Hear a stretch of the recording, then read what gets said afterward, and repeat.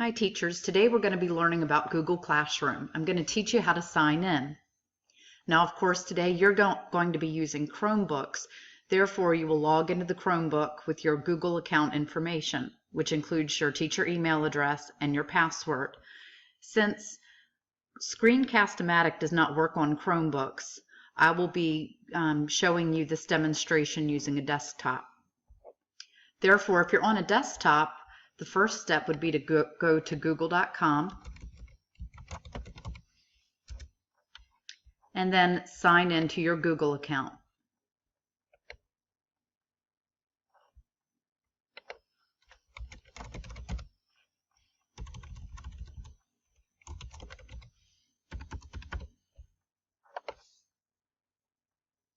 Once you're signed into your Google account, the next step would be to go out and get the Google Apps, Google Classroom app. In order to do that, you need to go to the Google Chrome store.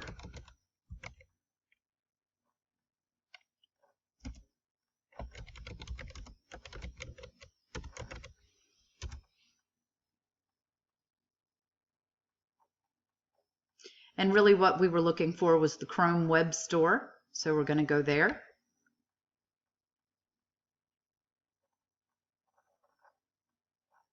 And we're going to look for the Google Classroom extension. So we'll just type in Google Classroom. And you can see that I've already added it to my Chrome account, and I know that because it says rate it instead of add to Chrome. So what you'll do is you'll click on add to Chrome. And because I have it added already, I'm going to go to the website.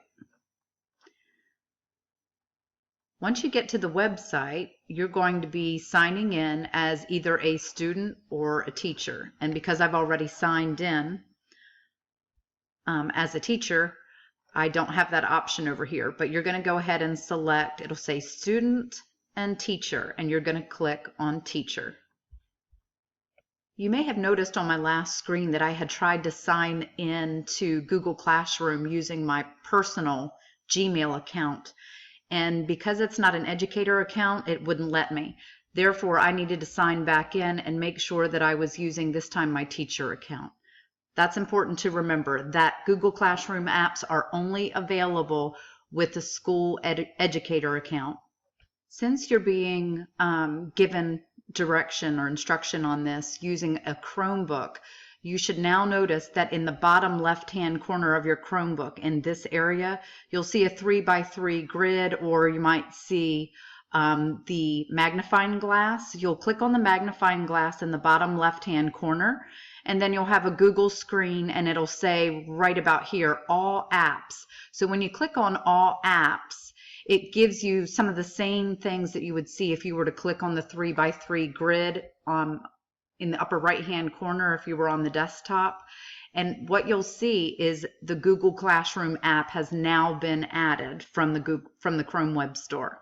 So this is where students are going to go. They'll go to that bottom left, they'll click on the magnifying glass, they'll click on the all apps, and they'll look for this symbol in order to get into Google Classroom. If you're on a desktop, you're simply going to get into Google Classroom by looking for the link. You can go to google.com and search for Google Classroom, and then once you get to the page, you'll sign in. If you're on the Chromebooks, you'll simply access Google Classrooms through that app. Okay, I've already signed into Google Classroom as a teacher, so what you're seeing are two classes that I have created. In order for me to create a class, what I did is I clicked in the upper right hand corner on the plus symbol. And as a teacher, you have two options. You can either join a class, so maybe you're teachers and you want your pod to join a class of yours that you've created. Teachers can join classes as well. They can also create them. So you would click Create a Class.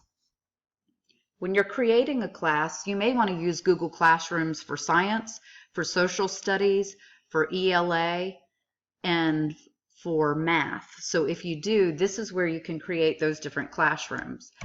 I'm going to type in the name of a math class, and because I don't have a certain section of math class, I'm going to leave that blank, but if I had a period 1 or a period 2, I could add that there for the section. Then I'm going to click create.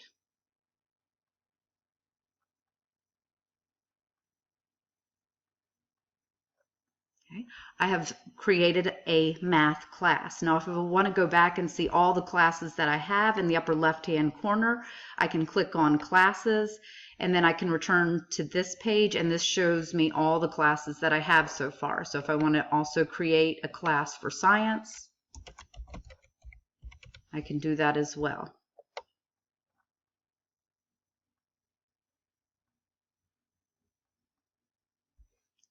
And again, if I want to return to all of my classes, I can just click back on the button there and continue to create the other classes.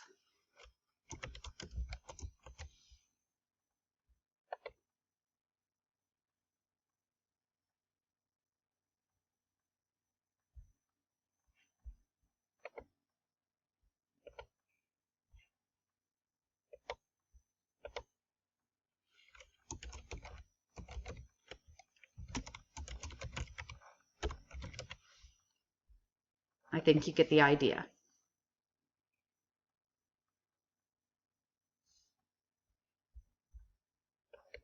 Now, the class that I'm going to be working with today is the one for technology for teachers. So on the right-hand side, if I decided I didn't want to name the class that, I could certainly rename it. If I choose to archive the class, that means that I'm pretty much deleting it or I'm putting it away. If I want to enter the class, I'm going to click right on the title of the class, and it will open me up to the class. When you first go in, it will allow you to take a tour. It will kind of let you know where things are. The next thing you might want to do is decide on a theme. That would be a background up here. So in the upper right hand corner, you can choose select a theme, or you can upload a photo if there's something that you've decided to upload to the computer that you wanted specifically. So I went through and I had actually uploaded the theme that I have from Google. So I did upload a photo of one that I found online. So once you personalize the page, you'll see that there are 3 different areas: stream, students, and about. And we'll take a minute to look at each one of those. On the stream page, basically Google Classroom kind of works like a blog in that the very first thing that I posted is actually down at the bottom. And the most recent thing I've posted is up at the top. You can tell by the times I posted them. The very first thing I posted to my Google Classroom was an announcement. Down at the bottom right-hand corner, there's a plus sign, and this gives you options of things that you can create. So I went and created an announcement. Basically, I wanted to introduce students to the class, and then I also provided you a set of different handouts. You can open up these handouts and print them if you would like from a desktop. Handout number 1 tells you the steps of how you and your students will log into Google Classroom. We're also going over that in this tutorial. The second attachment is 20 ways to use Google Classroom, or it's 20 benefits to using Google Classroom. And the third handout that I've provided is actually a simple assignment that you could do with your students to get started in Google Classroom and start to feel comfortable with how it works. And I decided to simplify it. So the assignment is not a huge assignment.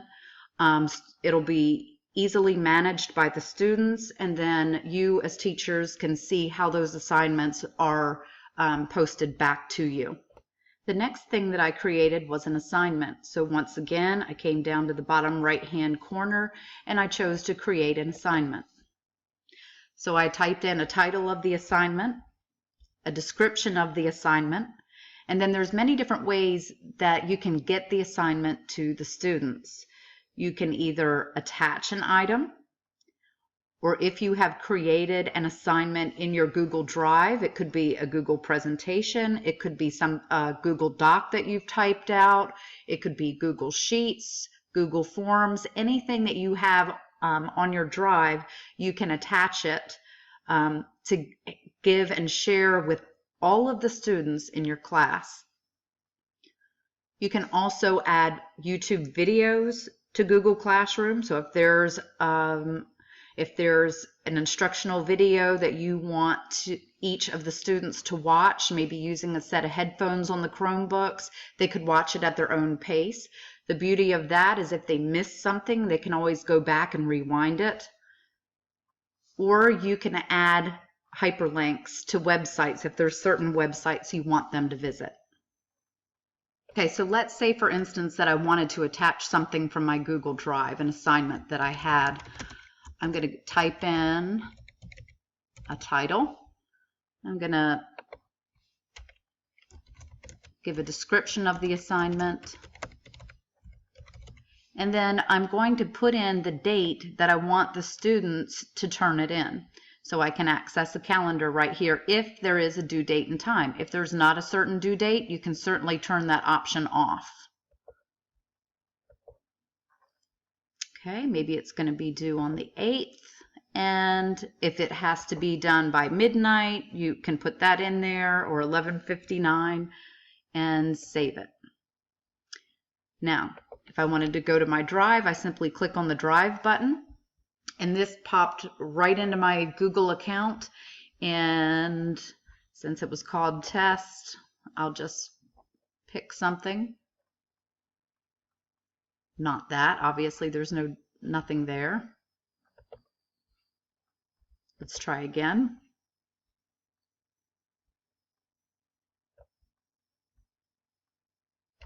Maybe it's keyboarding, a keyboarding assignment.